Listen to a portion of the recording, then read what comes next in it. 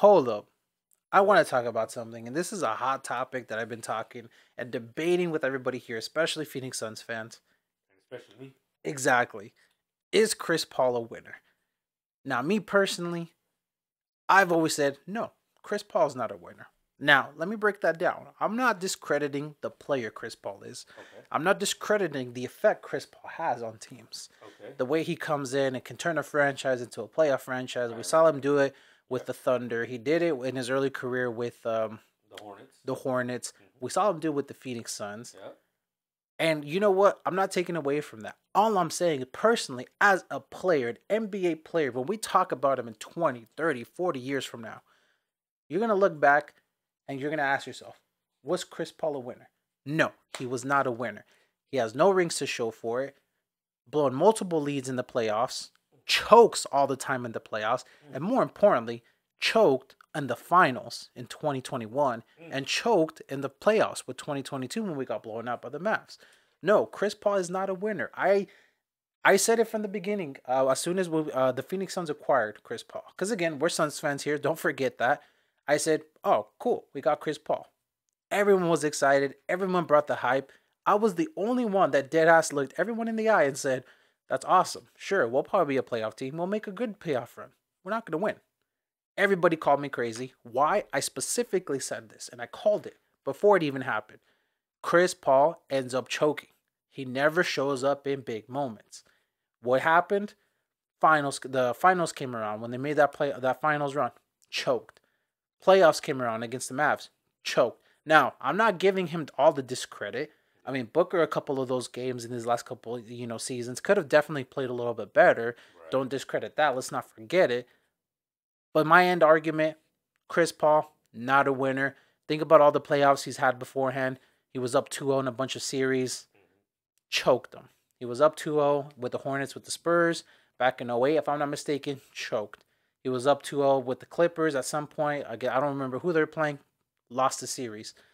They were up 3-1 with the Rockets. Yeah. James Harden, Chris Paul against the Warriors, lost the series. We were up 2-0 with the Mavs, lost the series. And what ended up happening? Ended up choking a bunch of those games. Now, some of them he was injured. I'm not discrediting injuries against him. At the end of the day, though, Chris Paul's career is going to be it. He's capped, in my opinion. Again, I'm not taking away from what he can do, the effect Chris Paul, one of the best point guards to ever play the game, 100%. But in all, to me personally, when we talk about him 20, 15, 30 years, you look back, is he a winner? No. I'm sorry. That's just how it is. That's how it is with a lot of players that don't have rings, that don't end up winning a championship. You look back, phenomenal players, winner? No. My argument, my example, Charles Barkley. I love Charles Barkley. Changed the game. Phenomenal player. Was he a winner? No. And everyone gives him that same thing because he didn't win a ring. At the end of the day, the ring does count for a lot, man. I mean, that's just the way a lot of, especially these older guys in the NBA look at it too. Think about how many times Chuck gets laughed at by Shaq on, whatever. It's like, oh, look, I got 4 rings, you got none. Don't get me wrong. Shaq's being petty, I know, but as just an example, like, again, I love Barkley. It's just a prime example. People don't count him as a winner because he doesn't have that chip. So when it comes to Chris Paul, no, to me, he's not a winner. Not a winner. Again, phenomenal player, one of the best to do it, one of the best point guards of all time. When we're talking about a winner, though, he's not a winner. He has not done anything in his career to do anything. Not in the MVP conversation. Yeah, he has all-stars. Think about that. He's not even in a lot of the years, man, that he could have been in the MVP conversation, and he probably was. He was. But never took one home, So, again, to me personally, as a player, not a winner. Phenomenal player, though. There's nothing against him personally. Just as a player, when we talk about him, he wasn't a winner. My God, you had to let that. You were holding that one. Oh no, I'm just coming with straight facts, man. Because I've debated this multiple times with multiple people. I know you have. You debated with me multiple times too, and and usually I will sit there and just listen to you, let you vent. Cause honestly, this man kind of remind me of the the one kid at the party that's just standing in the corner and just looking like just a little salty, like. Well, it's not saltiness. It's just, like I said, I mean, me personally, and I'll say it again, and I told you this years ago. Yeah, Okay, cool. We got Chris Paul. What's going to happen? We're not going to get anything out of it. Yeah, it's a great deal. In my opinion, I think we should. I mean, at this point in time, where the Phoenix Suns are, where Chris Paul stands in age, Yeah. and the fact that he's already getting some injury prone, the fact he was out 10 game stretch right now, 12 games, something like that. About. I trade Chris Paul. I trade him for a decent backup point guard. I think the Suns have a great system. I think the Suns have learned how to win. I think Devin Booker has learned how to win at this point in his career. We don't need Chris Paul. I mean, look at the stretch that he had. Devin Booker was balling out, and we were still winning a bunch of games. I mean, I would say this: with Paul, 7-3. Without, 73. I will say that. Okay. I saw that stat earlier. I'm like, damn. But he's not a winner. Can't say that he's not a winner though. You really can't. Look, I've told you this many times before, and you brought it up before. The man has took franchises that were nothing and made them into something. Remind you, when he got traded to that OKC team, and they were like under 20% chance. They were like way at the bottom. Can't really give you the exact number right now. But they were the 5th or 6th seed in the playoffs. So they gave a push. No, hold on. I let you talk, my guy. Listen, Chris Paul is a dynamic player who goes out, wins championships. Well, not championships, I should say. There's zero there. There's zero there for Paul. But I will say this: saying that the ring is kind of become a little bit of a lazy argument. I mean, let's face it. Wasn't Paul named top 75 player? He was. He was. Hasn't teams' value gone up when Paul comes onto the team? They have. And hasn't players around Paul become better players because of Paul? Yeah. Right? Can't tell me this man is not a loser. He's a winner. He helps teams win. No, look, I know you always want to go back to the ring, and that's fine because rings speak volumes over everything else. But the man does win games. He does change franchises for the better. The man plays his heart out. I know, and you have given this devil his due.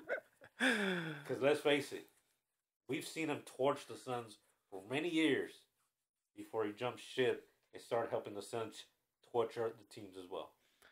Again, I mean, I'm not discrediting what he can do for a franchise. I'm not discrediting what he's done for previous franchises. Right. I'll give him his flowers when it comes to what he does as a point guard.